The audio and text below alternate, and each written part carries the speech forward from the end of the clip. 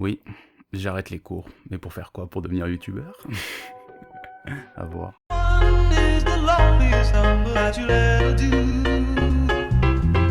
Donc je vais vous faire ma petite story, mon storytelling.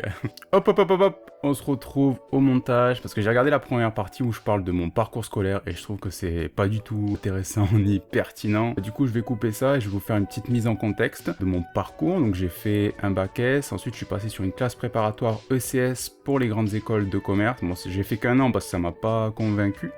Ensuite, je suis passé dans un DUT technique de commercialisation où j'ai tête ça chacal. Et pour finir donc par une licence Erasmus, donc à l'étranger, basée sur l'entrepreneuriat et l'innovation et la créativité. Je me pose la question, mais en fait, je ferai jamais des métiers liés à tout ce que j'ai appris, quoi. Enfin, genre commercial, des trucs comme ça, mais jamais. Genre, j'ai pas envie de faire ça, ça sert à rien. Genre, j'aime pas ce que je fais. Enfin, j'aime pas. Ouais, non, j'aime pas vraiment ce que j'apprends et tout. Il y a des trucs intéressants, mais c'est minime, tu vois. Et du coup, je suis en mode, mais qu'est-ce que je fais? En fait, l'école, c'était devenu une zone de confort. Dans le sens où, bah, tu réussis, même si t'aimes pas, t'y restes, en fait. C'est facile, tu vois ce que je veux dire? T'as des bonnes notes, etc. C'est pas en mode, vous allez pas me dire, ouais, t'étais mauvais, et du coup, tu lâches tout, t'as abandonné. Même pas, tu vois. Je me suis donné, je me suis battu, parce que j'en pouvais plus. Au final, je me retrouve avec un bac plus 3. Cette année, ben, j'arrête les cours. Pourquoi faire? Et en fait, on va essayer de faire ce qui nous plaît, de se tester. Le but, c'est de se trouver, c'est de se foutre dans la merde, en fait. Parce que moi, j'ai l'impression que plus t'es dans la merde, plus tu réussis. Par exemple, tu vois, avant, à la prépa, je suis tombé tellement bas qu'au DUT, je suis remonté super haut, tu vois. Ça, c'est une sorte de théorie dans le sens où, en fait, si t'es mauvais quelque part, ça te fait mal, tu vois. Et du coup, ben, tu vas te forcer, généralement, à changer ça un jour ou l'autre. On sait pas quand, mais un jour ou l'autre. Et après, tu vas partir, tu vas jamais t'arrêter, tu vois. Ça, c'est une sorte de théorie. Bon, après, je peux la développer plus tard, mais ça serait beaucoup trop long. Le but, je pense, ça va être de créer du contenu sur Internet. Tout simplement, on va créer sur YouTube, Twitch, les réseaux, Insta, Twitter, tout, en fait. On va essayer de faire plein de trucs pour voir ce qui nous plaît. Parce que YouTube, ça fait depuis 2009 que je suis ça. En fait, j'ai été dedans dès le début. Genre, ouais, l'époque Diablo X9. Oh putain de sa mère, Diablo X9. Oh putain. Monsieur le V12. Bonjour à tous, c'est Monsieur le V12. Warteg. Ouais, premier frag. Oh, triple headshot. Bismotron. Bien le bonjour, messieurs, dames. Beast Mode dans la place. La seule chose qu'on a envie de faire avec mon entourage, c'était de faire comme eux, tu vois. Et on l'a fait, c'est ça le pire. C'est que genre, à l'époque, c'était les jeux vidéo qui commandaient tout. C'est-à-dire qu'en gros, Diablo X9 a apporté la vague où tu commentais sur les jeux vidéo, des gameplays, etc. Ouais, on voulait faire pareil. Par exemple, j'ai fait une vidéo, ma première vidéo, c'était en 2010-2011 sur Black Ops 1. Donc c'était un Call of Duty et c'était à l'époque un commentary, un gameplay commenté. Donc en gros, tu parlais au-dessus, tu jouais et tu parlais par-dessus, tout simplement. Et après, il y a eu l'époque. C'est mon cousin, en fait, ça a commencé comment? Ça a commencé quand il a acheté le Dazzle. Ah là là, ceux qui se souviennent du Dazzle. En gros, c'était le premier truc qui permettrait de filmer ton... Arrête pas de mettre des postillons. Ouais, de filmer ton écran quand tu jouais aux jeux vidéo. C'était qualité SD, hein, comme on dit. C'était énorme. Et après, arrivait le HD PVR. Le fameux HD PVR. Ça, c'était incroyable. Ça permettait de filmer en HD cette fois-ci. Et c'est là où, en fait, j'ai eu l'époque sniper. Donc, en gros, sur Call of Duty, il fallait faire des enchaînements sniper, des trickshots, des figures.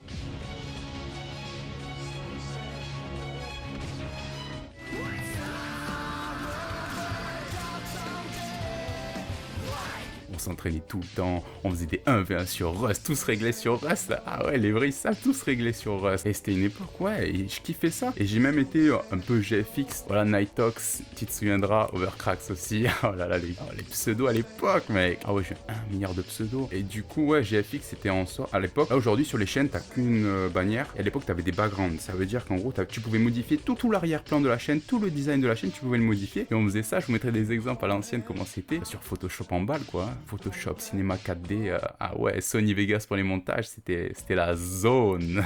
Et c'était insane. Et du coup, au final, c'est quelque chose qui m'a toujours plu et je sais pas pourquoi. Je pourrais pas vous dire. J'ai beau réfléchir, je sais pas, tu vois. Genre, pourquoi j'ai arrêté? Genre, c'était trop bien à l'époque, dites-vous. Comment je filmais, moi, au début? Au début, j'avais un lien en hauteur, celui-là, vous pouvez voir. Et moi, je jouais en haut. Et la télé, elle était sur le meuble là. Du coup, je jouais comme ça. Je regardais en bas. J'avais mis une table à repasser juste devant, juste derrière moi. Et j'avais mis mon ordi. Je filmais avec la webcam de l'ordi. Je faisais des montages avec Movie Maker.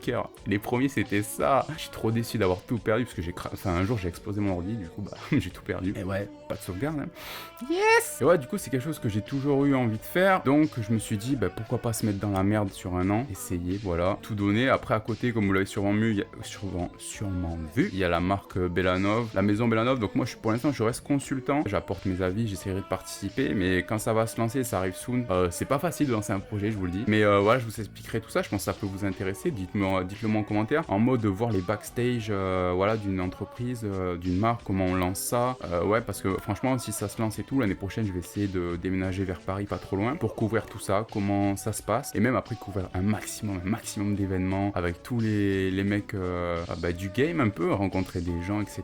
Moi, c'est un peu le but YouTube, j'ai envie de rencontrer tous ces gens que je trouve incroyables depuis que je suis petit. Et donc, qu'est-ce qu'on va avoir sur la chaîne? Sur la chaîne, on aura plus... En vrai, il y aura un peu tout. Je pense que je vais aussi faire du Twitch, parce que voilà, les jeux vidéo, ça a bercé mon enfance. Mais il y aura pas que des jeux vidéo, je pense, ça sera aussi du talk.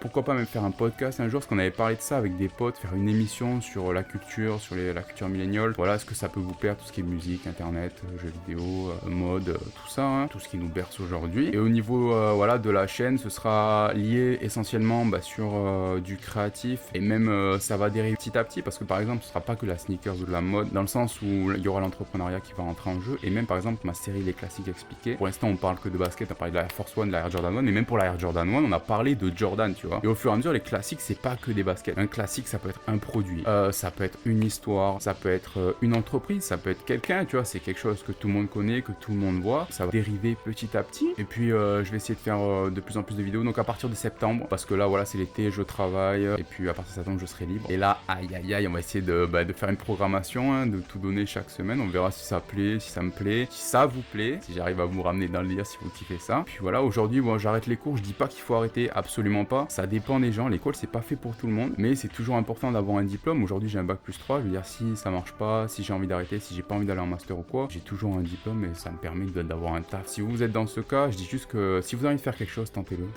Parce qu'après, quand tu parles à des personnes âgées de 90 ans, la seule chose qu'ils te disent, c'est ce qu'ils regrettent. Et ça, c'est terrible. Et c'est surtout ça, ce que je veux pas faire, parce que je regrette déjà des choses alors que j'ai que 22 ans, tu vois. Je vais tenter. Vous, tentez aussi des trucs, c'est super lourd. Voilà, négligez pas les cours, hein, bossez quand même de fou. Ah, faut bosser, mais tu vois, au moins tu bosses. T'as ton premier diplôme, tu dis bon, ça me convient pas. Hop, tu fais autre chose, tu tentes, t'as toute ta vie, mec. Patience, faut juste essayer. Si tu sais pas quoi faire, faut essayer. Ça va pas tomber comme moi je pensais. C'est en mode, j'étais tout le temps en mode dans la réflexion, en fait. Je me dis, mais qu'est-ce que j'aime, qu'est-ce que je vais faire, etc. En fait, si t'essayes pas, tu le sauras jamais. Ça, c'est le truc de ouf, tu vois. On va essayer de s'améliorer, on va acheter du nouveau matos, parce que là, c'est un peu la street. Ah ouais, faut pas voir, hein. Si vous voyez les backstage, c'est la street de ouf. Je suis avec un iPhone SE et tout. On va essayer de changer ça. Et puis moi, je vous dis à bientôt pour une prochaine vidéo. Puis c'est parti, hein. Babanks. Yeah, baby girl, you're so damn fine, though. Wanna know if I can hit it from behind, though. I'm sipping on you like some fine wine, though.